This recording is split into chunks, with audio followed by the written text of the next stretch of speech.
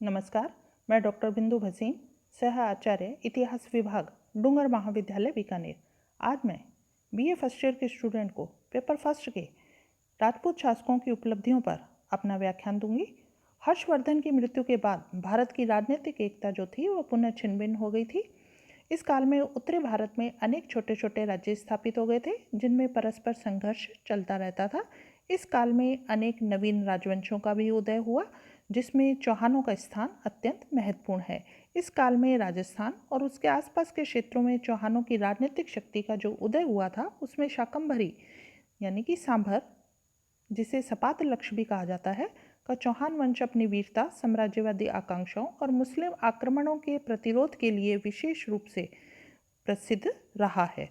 चौहानों की उत्पत्ति के बारे में अगर हम बात करें तो अन्य राजपूत वंशों की भांति चौहानों का भी उत्पत्ति जो है वो विवादास्पद है। चंद्रबरदाई के प्रसिद्ध ग्रंथ पृथ्वीराज रासो और परवर्ती जो चारण साहित्य है उसमें उनकी उत्पत्ति आबू और पुष्कर के यज्ञ कुंड से मानकर उन्हें अग्निवंशीय बताया गया है, किंतु यह मत स्वीकार्य नहीं है क्योंकि अग्नि से न तो किसी पुरुष की उत्पत्ति संभव होती है और न ही कहते हैं इस मत के जो प्रतिपादक ग्रंथ माने जा रहे हैं समसामयिक न होकर परवर्ती युगीन रचना मानी गई है।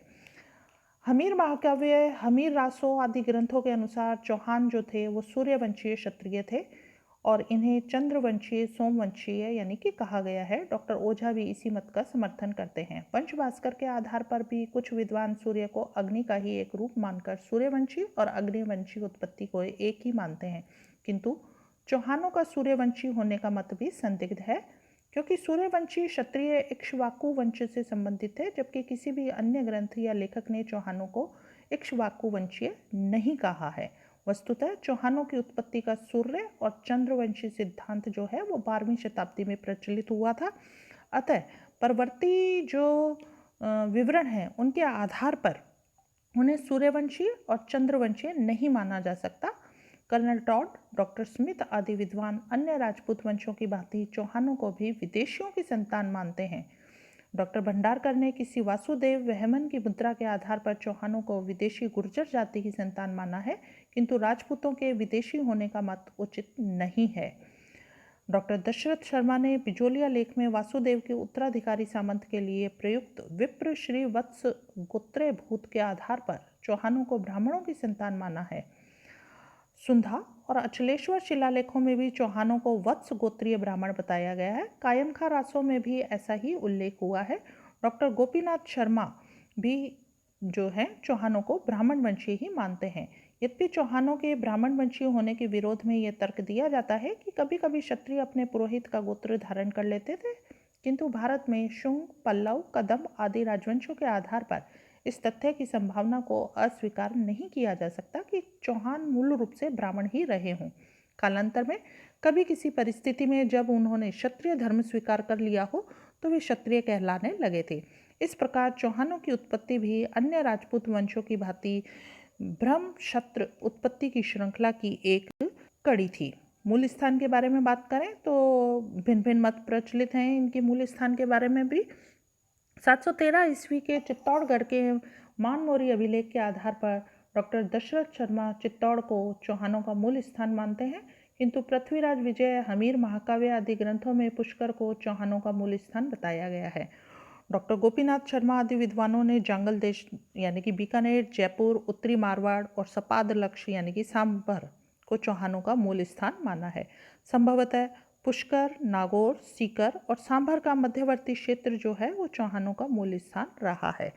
शाकंभरी के चौहानों की बात करें तो राजस्थान के विस्तृत भूभाग के धौलपुर, रणथंभौर, नागौर, नाडोल और शाकंभरी के क्षेत्र में चौहानों की विभिन्न शाखाओं का उदय हुआ, किंतु राजनीतिक प्रभाव और प्रसिद्धि की दृष्टि से इनमें शाकंभरी के चौहान जो हैं विशेष रूप से प्रसिद्ध हैं। शाकंभरी प्रदेश में 1.25 लाख गांव थे, अतः उसे सपाद लक्ष्य भी कहा जाता है। प्रारंभिक शासकों की बात करें तो इसमें आदि पुरुष जो है चाहमान नामक व्यक्ति था, किंतु बिजोलिया अभिलेख में सांभर के चौहान राज्य का संस्थापक वासुदेव को बताया गया है।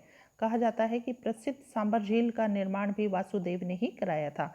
इनके पश्चात सामंत नृप, जयराज, विग्रहराज प्रथम, चंद्रराज प्रथम आदि शासकों ने शाकंभरी में राज किया, किंतु उनके संबंध में विस्तृत और प्रामाणिक जानकारी का हमें अभाव मिल होता है।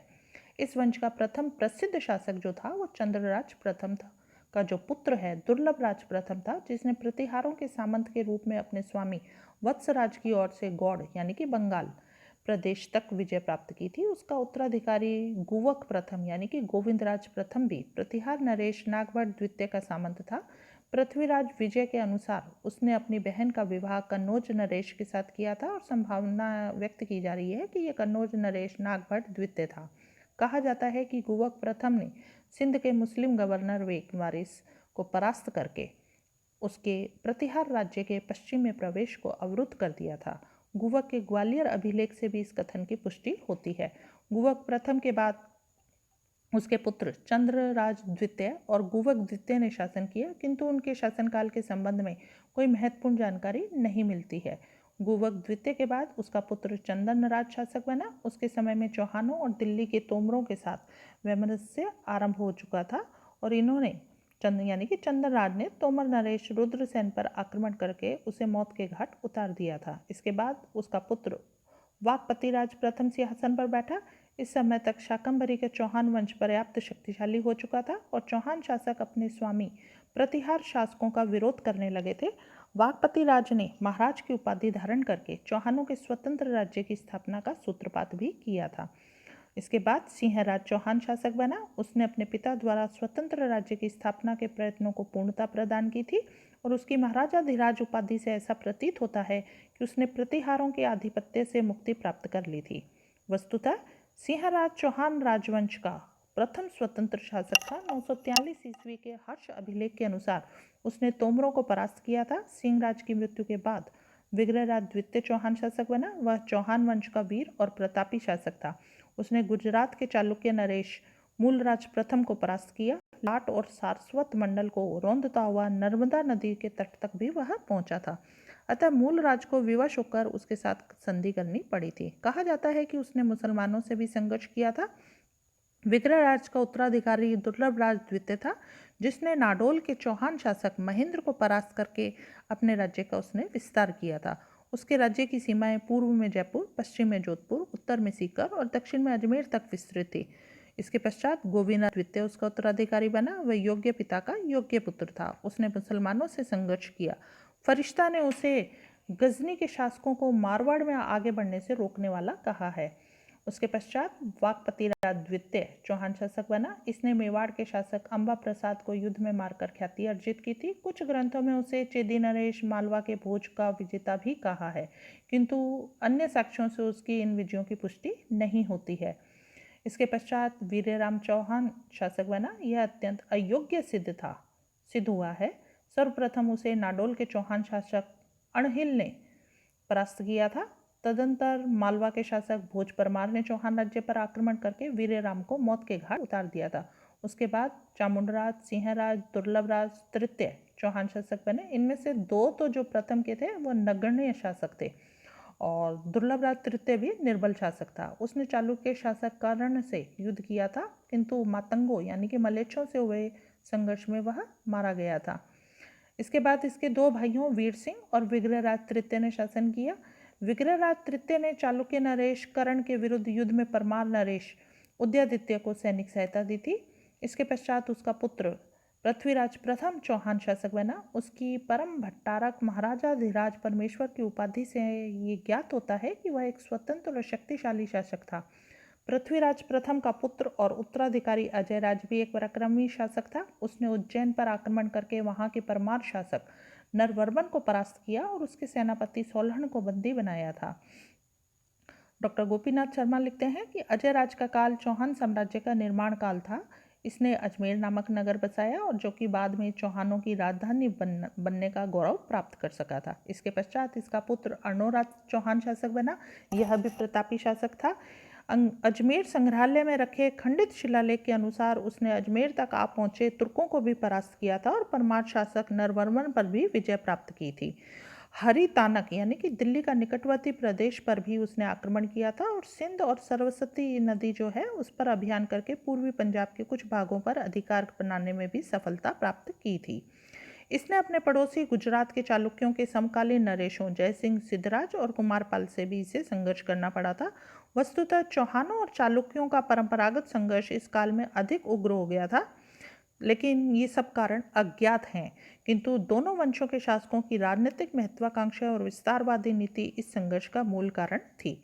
जयसिंह राजस्थान की ओर, अर्णोराज मालवा में अपने साम्राज्य विस्तार के इच्छुक थे। ऐसा प्रतीत होता है कि जयसिंह को अपने उद्देश्य में सफलता मिली थी, किंतु बाद में उसने अपनी पुत्री कांचन देवी का विवाह अर्णोराज के साथ करके मित्रता प्राप्त कर ली थी। किंतु चौहानों और चालुक्यों के मध्य यह मैत्री अधिक स्थायी नहीं रह पाई थी। कुमारपाल के सिंहासन पर बैठते ही चौहान और चालुक्य संघर्ष पुनः शुरू हो गया था और इस संघर्ष के विभिन्न जो ग्रंथों में भिन्न भिन्न कारण बताए गए हैं, किंतु वे सब प्रामाणिक नहीं है।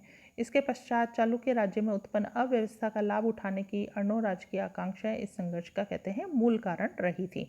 उसने उत्तर भारत की अनेक शक्तियों को अपनी ओर मिलाकर कुमारपाल के विरुद्ध संघर्ष छेड़ा था और यह संघर्ष 2 चरणों में हुआ था, जिसमें अर्णोराज को पराजय का सामना करना पड़ा था।